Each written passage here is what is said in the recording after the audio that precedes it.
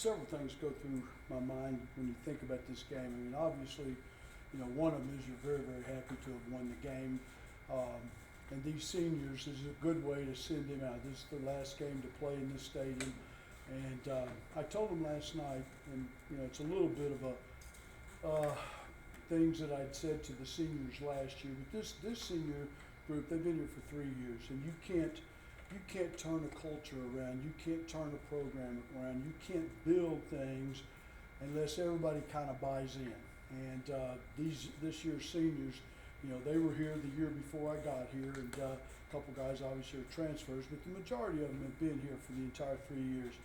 And they've played a huge, gigantic role in buying into everything that we've ever asked them to do, whether it's off-season conditioning, working out, being there for each other, having each other's back.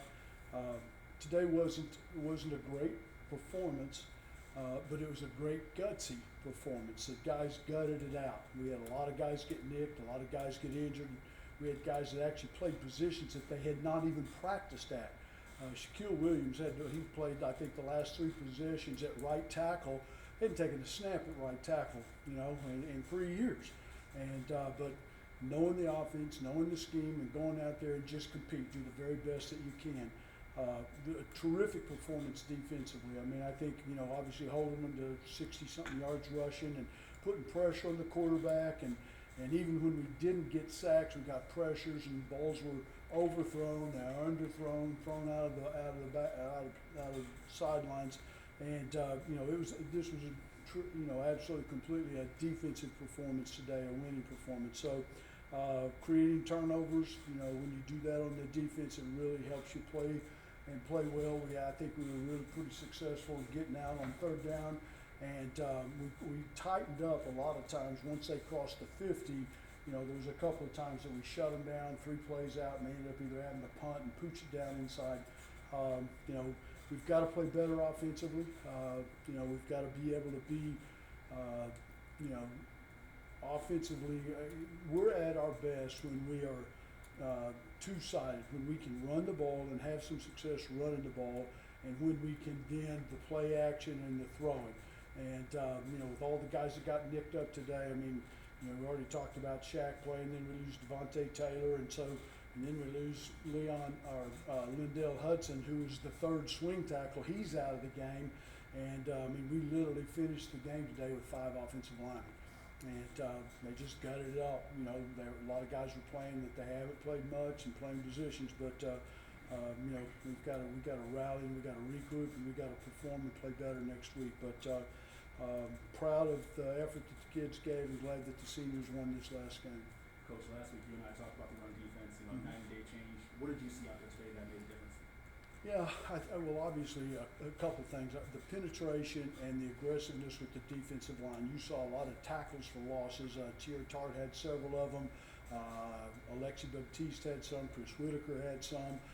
We were more active, and we stirred things up more with the defensive line, and we're more disruptive with the blocking scheme, and that really truly helps you. I thought that our this was the first game probably in a month that Sage Lewis was close to 100%. I mean, he missed a game, played in a couple of games where he was probably about 70%. Today, he was able to fly around, and that helps your defense when your middle linebacker's active. This win gives you 1 win closer to 6 bowl eligibility. How important is it for you building the culture of this program to put a 3rd straight bowl appearance back up? Yeah, I mean, obviously that's a goal. That's something that I think all these kids want to do. You want to do it within the program. Again, it's these games are not easy. And if you show up and you think, somebody's going to roll over, I mean, ODU came in here today with a 1-7 record, and those are the guys that listened to what I said during the course of the week, because I told the players that 1-7 record is a little bit of a mystery, because when you see them play and they're up 17-7 on 15th ranked Virginia, and they're ahead of Virginia Tech, and they're ahead of a lot of teams, and then things went sideways, turnovers, and they lose. They're a lot better football team than a 1-7 team. So you better show up and bring your B game, because nobody's going to just quit. Coach, you guys were able to stop ODU on 3rd down multiple times. Yeah. It looked like the 3rd down defense was at least improved. What did you see out of the 3rd down defense? Yeah, one of the things when we've not been successful on 3rd downs is when it's 3rd down 1 and 2. I mean, it's hard for anybody from the NFL to to flag football to get people out on 3rd and 1 and 2. But when you can get them in 3rd and 6, 7 and 8, and maybe more than likely take the possibility that it's run, play action, drop back pass. I mean, when you narrow it down to they got to flow it, then it's a lot easier for your defense to kind of play defense, and you can mix up the coverages, and you can kind of bring the pressure with the defensive line, and you have a little bit more success. Napoleon hadn't been having as many carries as he did today. Mm-hmm. How did he cope with that, and how happy were you that he had Yeah, this? very happy. I mean, you know, those kids, between he and Anthony Jones, I mean, they're two great kids. And Anthony, to be honest with you, he got kicked in the calf. That's one of the reasons that he didn't play much in the second half. And Napoleon came in, and I mean, everybody on this football team trusts him. I mean, you know, he's had 100-yard games. I mean, he's tough, he's physical, he's smart. You know he's going to do blitz pickup really well. And when he gets headed downhill, I mean, he is a physical runner. And he almost scored. He had a big explosive run. I don't know, it was like 40-something yards early in the first half. I thought the wide receiver was going to be able to shield the guy that was chasing him and let him score, but they pushed him out, I think, at the end zone. But, you know, that's one of the things that we've got to fix that. You know, we've had that happen. We had it at La Tech. You get it down there 1st and goal to 1 or 2nd and goal to 1. We got to get a touchdown. We cannot just kick field goals, because those 3 field goals that we kick and we miss 2 field goals, and next thing you know, you're in a dogfight at the very end of the game. When if any of those, if 2 out of the 3 or 3 out of the 4 of those are touchdowns, it's 42-14, and you're not worried about the last 3 minutes and an onside kick. So we got to do a better job offensively inside the red zone. You mentioned the 2 missed kicks. Say? And you mentioned the 2 missed kicks, and obviously, I think kind of the most important thing is making sure that kicker doesn't lose his confidence. Yeah.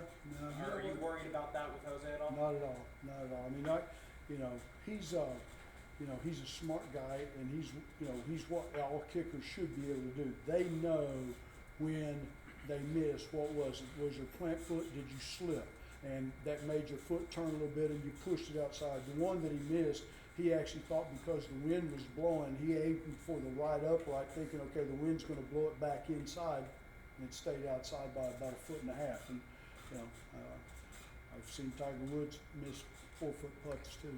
So, Coach, on the positive side of the offense, Shamar Thornton. He's a guy who didn't play in his first 2 years, but as a career high end guard.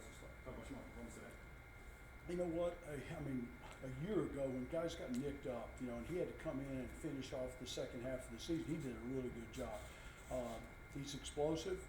The catch that he made, I mean, one of the things that kind of defines receivers is their ability to track the football. I mean, most of the time, ball gets tipped and their eyes go anywhere but the football. And he just kept tripping the ball, pad, and then catches it and turned an explosive big play that we needed. I mean, that was kind of a jump start to help us get down there and score a touchdown. And he's got good hands. He runs good routes. I mean, we've seen him in the back of the end zone make big plays and stuff. And I just think any of these younger guys, the more they play, the more success they have, the better they'll get.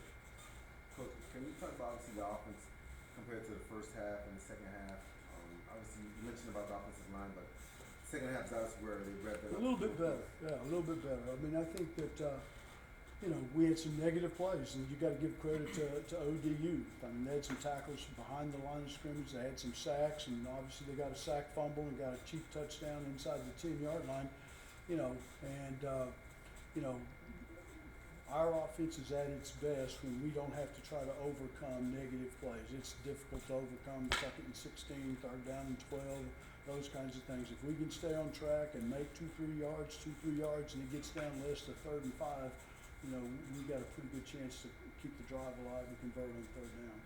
Coach, you talk about the injuries across the offensive line. Sione Fina, true freshman, this guy who stepped up. Unbelievable. I mean, when we signed him, we had high expectations. We thought that he would maybe play as a backup this year and get a couple of minutes, 4 or 5 minutes maybe as the season went along at the end of games and times like that.